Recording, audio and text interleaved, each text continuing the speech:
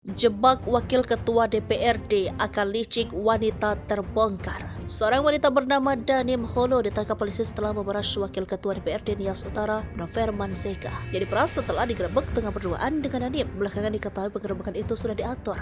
Kasat Reskrim Polrestabes Medan Kompol Teguh Fatir Mustafa, saat ini wanita tersebut telah ditetapkan sebagai tersangka. Katanya dalam kasus tersebut, Danim Holo tidak sendirian, namun ada 4 orang lainnya yang juga telah ditetapkan sebagai tersangka. Ia menyampaikan selain Danim, petugas juga mengamankan seorang laki-laki bernama Jasman. Sementara 3 orang tersangka lainnya masih buron. Fatir menyampaikan modus dari para tersangka ini yakni menyusun skenario penggerebekan di sebuah hotel Jalan Jeruk, Kecamatan Medan Petisa pada Rabu 26 Juli 2023. Saat itu para tersangka merekam korban yang sedang berduaan di kamar hotel bersama dengan Danim dengan tuduhan sedang melakukan tindakan asusila. Lalu rekaman video tersebut pun sempat beredar luas di media sosial dan para tersangka kemudian mengancam korban serta diminta uang sebesar 40 juta.